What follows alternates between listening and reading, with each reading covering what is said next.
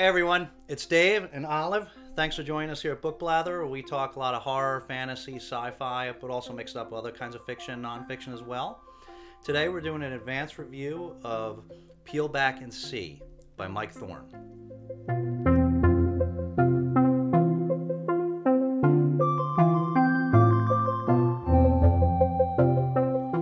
Okay, so the book we're talking about today is Peel Back and See by Mike Thorn. This is published by JournalStone, and this video is going up on publication day, October 29th, so you can go out and get yourself a copy. We want to thank Mike Thorn for sending us an advanced review copy for an honest review. This is our first experience with Mike Thorn. He has a couple of previous books. One is called Darkest Hours, which is a collection of short stories that now has an expanded edition, and a novel called Shelter of the Damned, along with some short fiction. And Mike Thorn was already on our list because we had heard some good things on BookTube about these other books. So we're already planning to try him, and then he reached out about this upcoming book, Peel Back and See. So we haven't read those other books, but judging based on this book, I'm really surprised that I haven't heard more about Mike Thorn than I already have. So a couple things we want to talk about, and the first is the writing itself. If you're watch this channel, you know that we give honest reviews, and we don't give people positive reviews just because they're a small press or indie writer. And we've given a few negative reviews recently. With that said, the writing in this book was phenomenal. You honestly really don't see writing like this very often. At least I don't. Thorn in this book had just a remarkable command of the English language, and with just really robust vocabulary and deft use of literary devices, just created just seamless, beautiful writing that just flowed wonderfully. And the way it comes across the page seems effortless. And I don't know, maybe he labors over his computer when he's writing, but it doesn't appear that way on the page. Like, none of it seems forced. It is incredibly smooth, but still really exquisite. And it's just beautiful writing. And I know some people don't really care that much about that. They just want an exciting story, an engaging story. But I do. And when reading writing like that, it just, I don't know what it is, but it just makes me happy. It's like the way somebody viewing a beautiful painting makes them feel good. Reading beautiful writing like that makes me really feel good. And this was just an absolute pleasure to read. You honestly really do not see writing like this that often. And I mean, judging from this book, Mike Thorn is somebody that, like, you would go read in order to learn how to write. I really wish I saw writing like this more. And I don't, like I said, we haven't read his prior books, so I can't speak to those, but I will be able to, because we're going to go read those now for sure. But at least in this book, I mean, the writing was really, really incredible. Now the content of the book. The content of the book was also pretty remarkable. I mean, this was not just a scary thrill. These stories.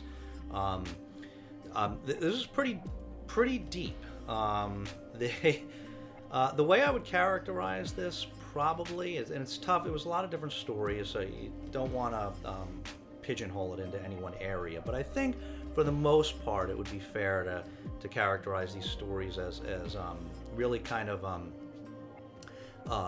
cosmic horror that is really ends up being manifestations of real life psychological horror.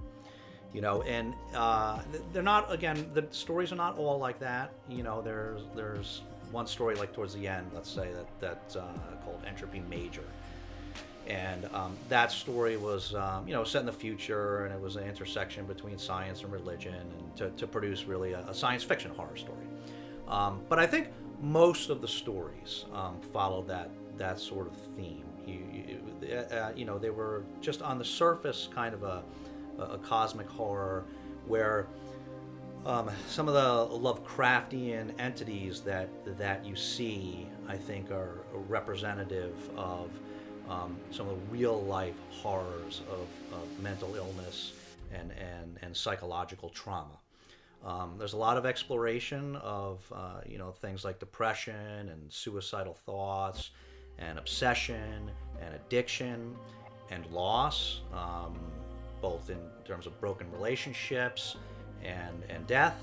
They're short stories, so we don't want to say too much because we don't want to spoil them for you. But just to give you a flavor of what I'm talking about, like one of the stories, and I won't say the title of it so it doesn't get ruined for you, but one of the stories presented a character who was of some celebrity, who was at the point where he had a real hunger for validation. That was just a real need that he had, and he was looking for, in particular, in the form of online validation, which is probably something that a lot of us can relate to. We probably get a little too in our own heads, obsessing about likes and followers and things like that. And so it kind of explores that obsession of his. And when he finally finds it, it presents itself in a form that I think represents, how deceptive and fleeting and non-substantive the basis for that gratification really is. So that's kind of an example, I think, of what Thorn does with a lot of these stories.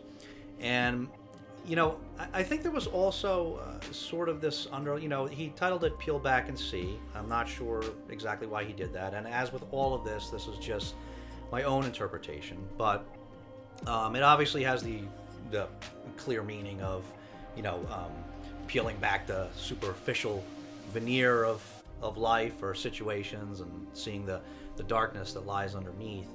But there also seemed to be, a common theme throughout these stories, not wholesale, but a common one of really where you have these individuals that are in a scenario where they're really engaged in voyeurism, and then during the story they end up falling into that and experiencing personally, having a first-hand experience of what that is, of the situation that they were previously just a voyeur of. And again, they're not all like that. There are a couple stories in here that were, what with Mr. Makata's Final Request and the Furnace Room Monster, I think it was called, or something like that.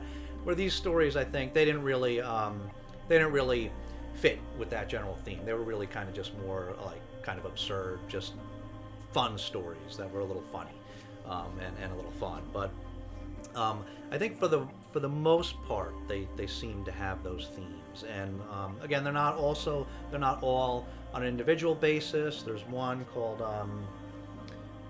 Vomitus something. I forget the title, but it was this one sort of dealt with more of a societal ill, of a classism, as opposed to the individual challenges. So they didn't all fit a single mold, but they like I said, a lot of the stories did seem to fit these sort of common themes. And I'm not sure, a lot of these were these stories were all published. Some of them were original to this collection.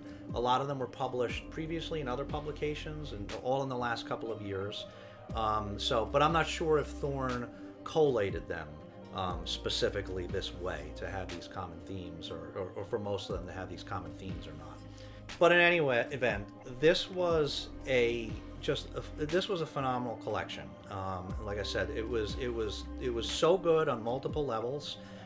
Just phenomenal writing, and really, I think, pretty deep in terms of the symbolism and the subtext in these stories.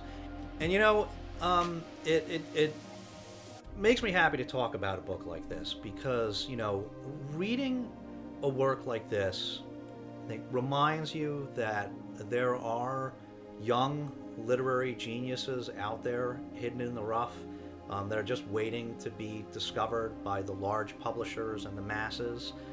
And that's why it's so important that we don't just read the big names and the big that come from the big publishers, and that we read a lot of these smaller press and indie writers, because of course they're not all going to be great, but there are some gems there. And based on this book is certainly one, and based on this book, it sure seems like Mike Thorn is one of those authors. So I will highly recommend this book. Like I said, it's available now, and I will definitely be reading his other works myself, and I'm looking forward to reading his future stuff because I imagine that Mike Thorn is destined for even greater things. So that's it for our review of the book. I hope that was helpful. Thanks so much for watching. As always, if you like this video, please give it a thumbs up and hit that subscribe button, and also that notification bell so that you get notified the next time Olive says it's okay for us to upload another video. Take care of yourselves and each other, and we'll see you next time.